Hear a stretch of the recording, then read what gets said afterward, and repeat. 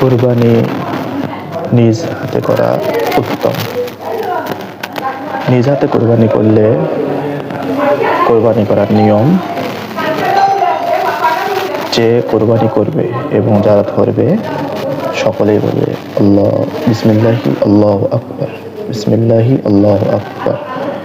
যিনি কোরবানি করবেন তিনি অতিরিক্ত যে দোয়াটি করবেন, আল্লাহুম্মা হাযা মিন্নি ওয়া লাক, অর্থাৎ হে আল্লাহ, আপনি আমার পক্ষ থেকে এবং আমার পরিবারের পক্ষ থেকে এই কোরবানিটি কবুল করুন। যদি অন্য ব্যক্তির কোরবানি করা হয় সেক্ষেত্রে পড়বে আল্লাহুম্মা হাযা মিন্নি এবং পরবর্তীতে ওই ব্যক্তির নাম এবং তারপরে ওয়া লাক পড়বে। এভাবে কোরবানি করলে কোরবানি হয়ে যাবে। অতিরিক্ত আরেকটি দোয়া করা যায়, কুল ইন্নাস সলাতি ওয়া নুসুকি ওয়া মাহইয়ায়া ওয়া মামাতি লিল্লাহি রাব্বিল আলামিন।